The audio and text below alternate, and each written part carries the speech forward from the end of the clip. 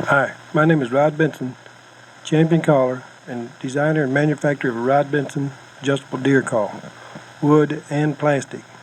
I've been bow hunting for over 24 years and have taken over 50 deer with a bow and arrow. On this tape, I'm going to demonstrate the various deer vocalizations, and I'm going to start first with the plastic adjustable deer call. And if I open the call up, you will find there is a scale down below the reed throat. And on that scale, there will be adult buck, and that'll be AB. YB would be yearling buck. DG would be doe grunt. DB would be deer bleat. And FB will be fawn bleat. And YF will be young fawn bleat. I'm going to move the little rubber O-ring to the YB position. This is the position of the buck grunt, the yearling buck grunt, and I'm going to demonstrate the grunts first. There are four different reasons that bucks grunt. One, they grunt because they are looking for a doe. And often they're walking through the woods and they grunt about every 2 seconds, sometimes maybe all day. They're in a rut. It's called a rutty grunt. Another reason, if they get in a fight and they're clashing their horns together, you'll hear aggressive grunts, faster intervals, shorter grunts, and these are called fighting grunts. As they're breeding and as the doe is standing, there's what we call a tending grunt, and then also there's what we call a trail grunt. And these deer will use this in the winter, summer, all year long, and mainly the bucks are just letting the does in the area know they're the dominant deer in the area, and they are boss. And this trail grunt, you'll hear that about once maybe every 10 minutes, or a deer will vocalize maybe one time, a buck will on the trail, and that's all. The first one I'm going to demonstrate is the rutting grunt. That's the most important to call the deer in. And what I'll do, I've got it on YB now. What I'm going to do is I'm going to exhale through the call. I'm going to blow through the call. And this way allow the buck sound. And some of them have a little shorter grunts, but I use this length of a grunt right here. Listen to this. Now I'm going to blow 4 different directions, and that simulates a deer walking or moving. And also it will get my sound out in a direction if a deer is going by out there. If I'm pointing a call at him and blow at him, he can hear it better. Now again, if there were deer looking at me, I wouldn't do this, but this is the way I do. If I don't see any deer, about every 20 minutes I will grunt like this, especially during peak rut time.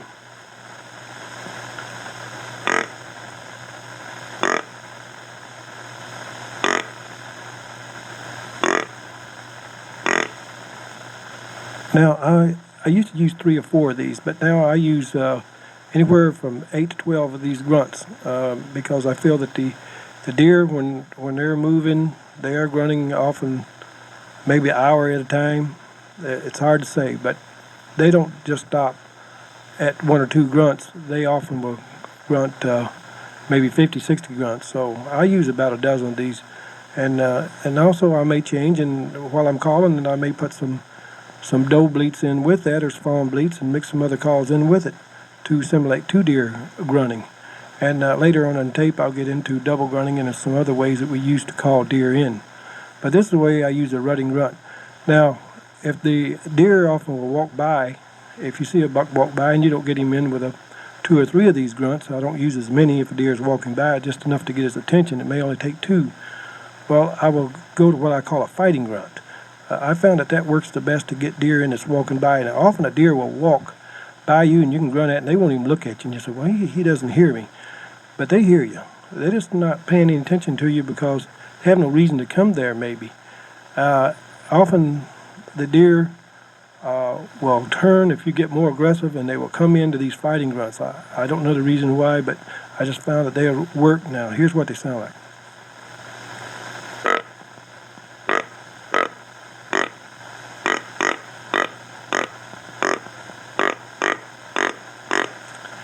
And I keep using these grunts till the deer turns and comes into me.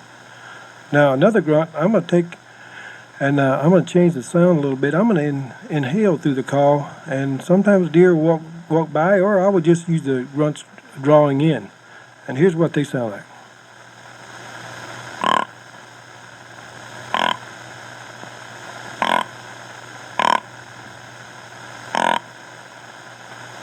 Again, you can use shorter grunts if you want to. I'm grunting what I call a medium length grunt. A lot of the grunts that bucks use when they are chasing and running after a doe will be shorter, and they will grunt maybe 2 grunts a second, or every time their feet hits the ground, they will grunt.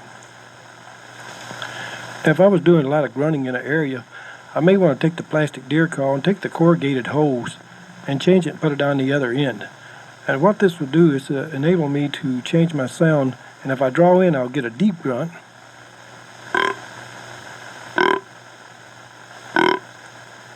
And if I exhale, I'll get a grunt that sounds similar to a pig. And last year, I heard a buck that was grunting, and he was using a longer grunt, and he sounded just like a pig, and he was going by out from me, and I used the very same sound he had, and it worked to call him in. Here's what he was doing.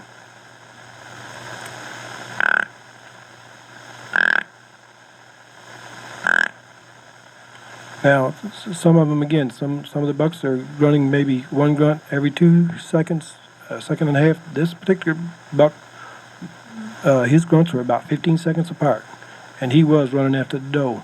So there's no written rule on what can be done. You can use longer grunts or shorter grunts.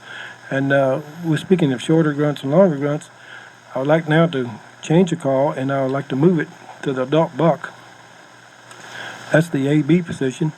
And often I will use these calls.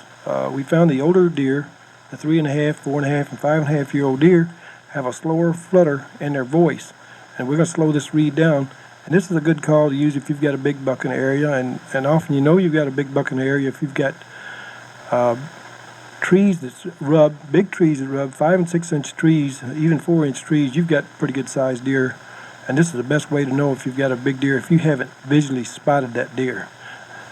Here's what these sound like now.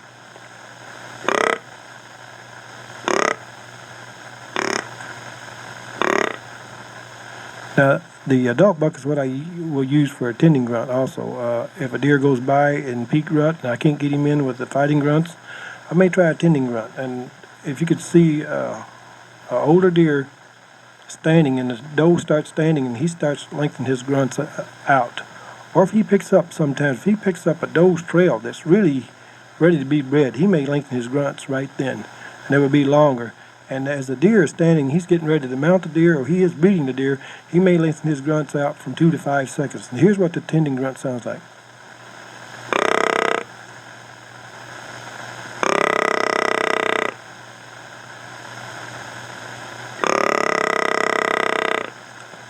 Now, I probably only use 2 or 3 of those if I see a deer go by. Sometimes that tending grunt will turn and bring a buck in right now. If you use it too early in the season, he may run from it. Again, on this A-B position, you can get 4 different grunts by inhaling and exhaling and then changing the tube around. Now, what I'll do is I'll inhale, and you can hear what they sound like.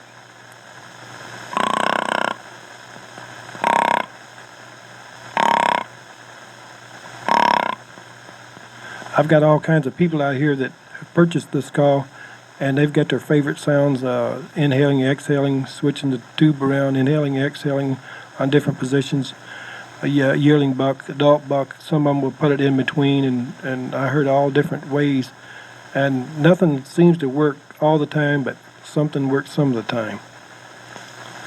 Now, on this adult position, sometimes if I switch the tube, I like this real deep grunt. I will use that if I get a big deer in the area. And I'm going to put the tube on the other end. And then I'm going to draw through.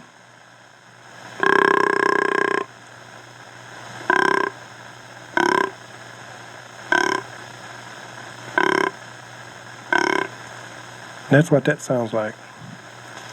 Next, I'm going to move the O-ring down to the D-G position. This is a doe grunt. And a lot of times, this is what hunters feel that they need to call a buck in. Again, we read magazine stories about doe grunt and a doe bleat. That's what you have to have. The best call to call deer in is what it will come into.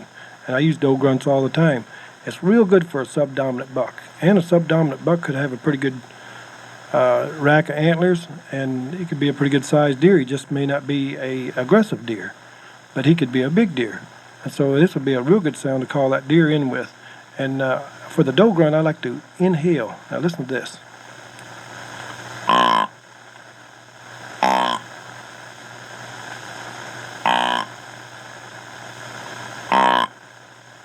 I like to use this call about, again, when I heard the does using this, they were about 5 seconds apart, 5 to 10 seconds apart, and I use about 3 of these. Again, I go to about 3 different positions, simulate a deer moving, and it puts more realism in the calling. Now what I'm going to do, another favorite doe grunt, I'm going to reverse the tube, and what I'm going to do is I'm going to blow through the holes.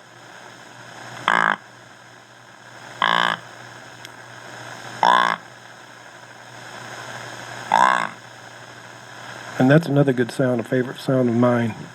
It just changes that the doe grunt. Now, if you blow through the call, to me, it's I use it in a doe grunt position, but it sounds a lot like a button buck, a buck with small spikes maybe that's just starting to grunt, and the flutter in his voice isn't very far apart, and you can use that also. It's real good for calling subdominant bucks in because it is a smaller deer, and they will come into that. And here's what it sounds like.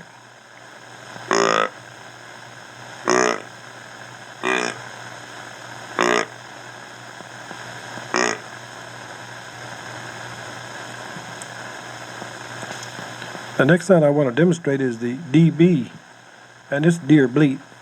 Does bleat and bucks bleat. First sound I'll demonstrate is a doe bleating.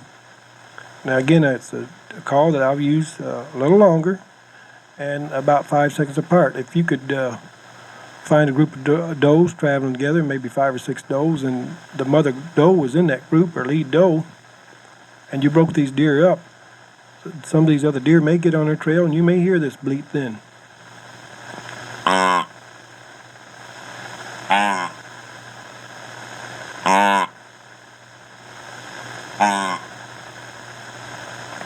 Now, if you was to come up on a doe that broke through the ice and was stuck in the ice or caught in a fence, you may hear a distress bleat. It would be the same voice of that deer, but it would be in a distressed situation.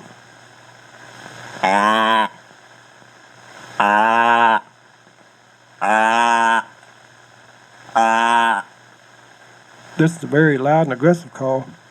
And if deer are nervous, sometimes they will run from this call. So when I use this call, often it's after deer have went by and nothing else works. And it's the same with a buck. Sometimes your bucks, they will bleat while they're in the rut.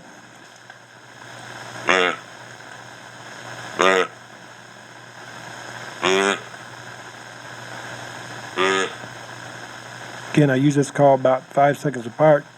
And if you was to come up upon this deer in deep distress, caught in a fence or in the ice, here's what it sounds like.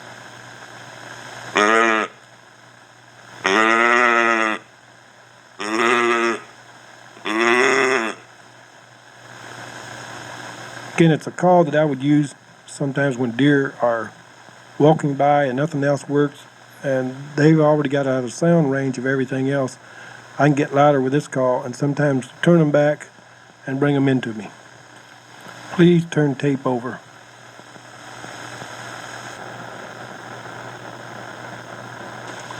Often you will hear deer bleat with shorter bleats, often maybe if they were feeding in the field or they was going down through the woods together. You may hear a couple of deer using shorter bleats. It's called sometimes a contact call. Here's what it sounds like.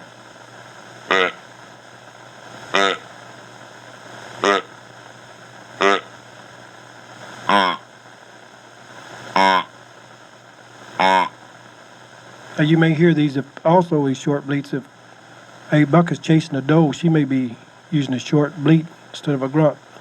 Or if a buck, when he's chasing a doe, he may also bleat instead of grunting. Next sound I want to demonstrate is the fawn bleat of the older fawn. This is a fawn about November. And often he wants the mother. He's in need. He's not in distress, but he's in need, or she's in need, and she's bleeding. And here's what it sounds like.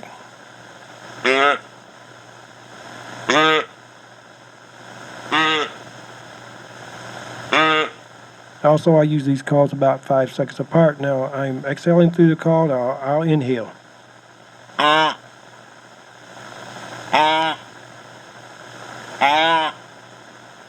Now, here's a little short contact call.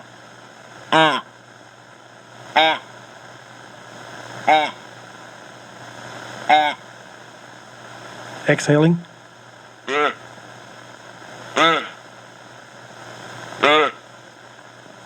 Now I'm going to change the O-ring to the YF, the young fawn.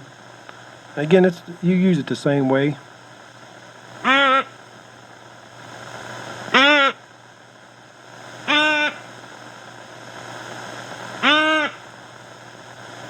Now I'm going to inhale.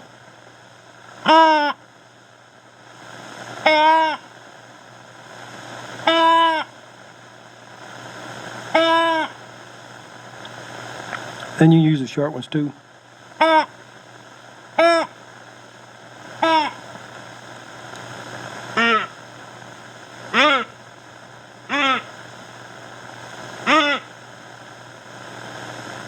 Anytime I use the short contact calls, I usually use those about 2 seconds apart, the same as the grunts of the bucks. Now if you move the little O-ring, the rubber O-ring, down in between the Y and the F, and leave the barrel off, you will get what we call the lost bleat of the fawn. Now these fawns can be older fawns or younger fawns, and you can move the O-ring up and down on this call, and it'll increase your vocabulary or your repertoire of calls. Now I would draw in on this. This is the way you can't blow on it with a barrel off, so I draw in on this call, and it simulates the old Alaskan deer call, which was a bleat call, and some of the deer calls that's manufactured with a piece of wood with a slit with a rubber band running through it. And this is what this simulates. Now you have to draw hard on the call to get this sound. I call in a lot of deer with this call, bucks and does, especially early season and late season and during the winter. It's a real good all-around call to use. Here's what it sounds like.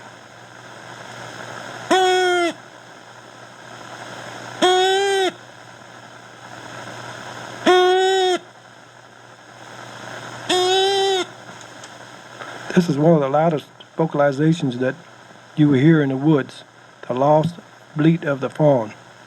And it's a good call to use on this call to get other deer into the area. Often your deer will smell you. If a deer smells you and snorts at you, use this call. And often you can call that deer into range, and while you're calling the deer, it will snort back at you, and more deer will mix in with this deer. And does will mix with bucks, and they will come in often, and they will see you in the tree and look at you, still allow a shot. Sometimes you can shoot at them with your bow, and they will run back. You can call them back. They do weird things when you're calling them in. Sometimes they will run left or right of you, looking at you, and sometimes they will run in and they'll see you and they'll run back, and then they'll run back in again. They'll do a lot of weird things when they've been called. The caller seems to change the frame of the mind of the deer. Now I'm going to put the barrel back on the call, and still the O-ring is between the Y and F position. And listen to this. Some hunters call this mewing. It sounds like the nursing whine of the fawn. Again, it will work to call deer in also.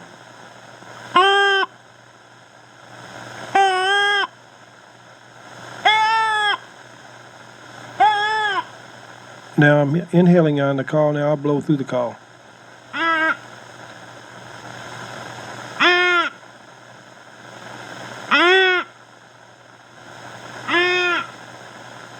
This also is a good sound to use. It's hard to say what sound. We have so many sounds. We have, by reversing the hose, the corrugated hose, you have over 25, 26 sounds on this call. What you have to do is just experiment, see what will work for you. It's very versatile. And also another good thing about the Rod Benson adjustable call, we have designed a reed throat that matches the reed, and you can get a lot of volume out of your grunts. And I'm going to go back to the grunt, and I'm going to demonstrate some of the volume you can get out of this call, and the reed won't lock. Now, I put the O-ring back on the YB position, and I'm going to grunt on this call, and I will demonstrate. I'll grunt as loud as I can. I'll turn and blow the call away from the microphone because it would actually blow too loud. And sometimes you may have to grunt louder when it's raining or it's real windy or if you see a buck at the other end of the field. And often I will grunt a little bit louder if it's real quiet and I can hear the deer walking in the new fallen autumn leaves, the crisp leaves. You can hear these deer walking 100 yards away sometimes, and I'll grunt louder or vocalize louder to get the deer into the area. And then as he gets closer, I will soften up. And here I'm going to demonstrate this call. This reed will not lock as other deer calls will.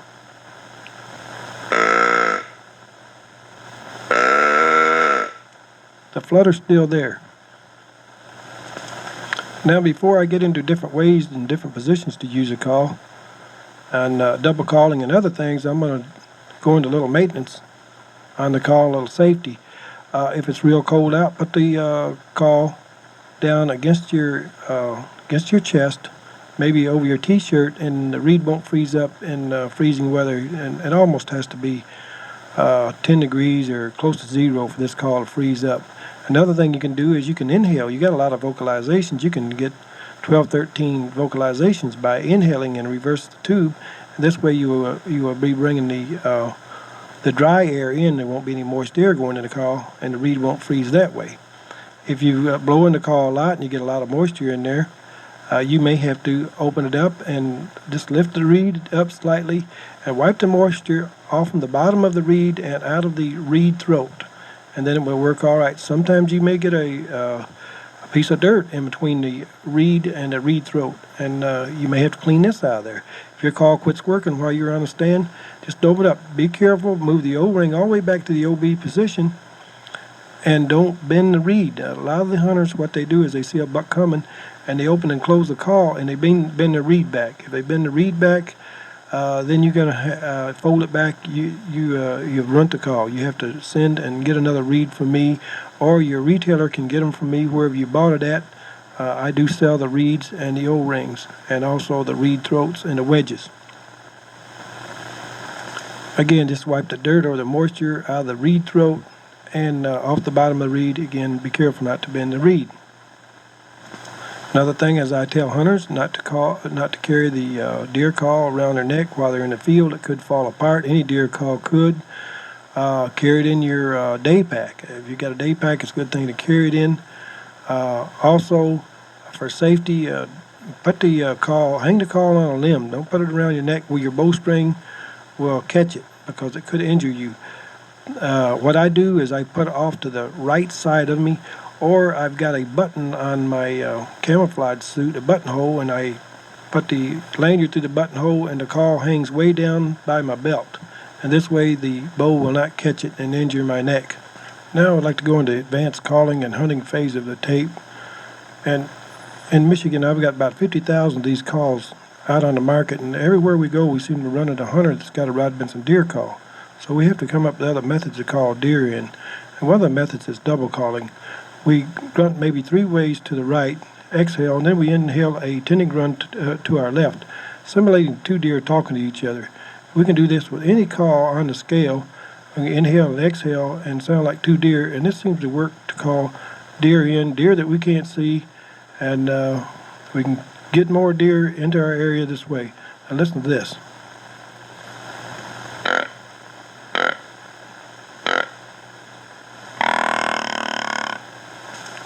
Another thing is I rattle while calling, and I tuck the deer call down in my shirt, and this time I'm going to the wood deer call in case you want to check the sound between the wood and the plastic. There's not much difference, but I'm going to use the wood deer call for this grunting here.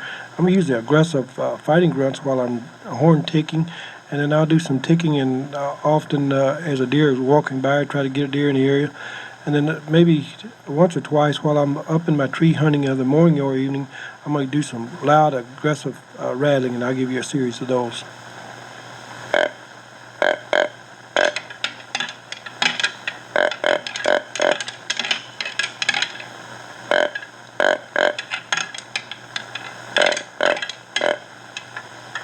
And that's a horn ticking there. This is the loud, aggressive rattling.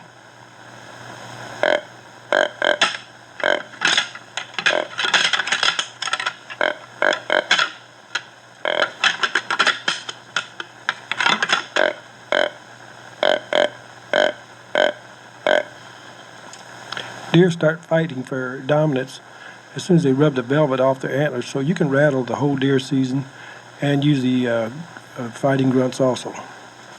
Now, where do we call deer at? You can go on your tree stand or near a scrape, or also a buck rub line where you got a big buck rubbing trees. You may go down through an area a couple 100 yards and find these trees rubbed. This is where he's traveling at. This is a good place.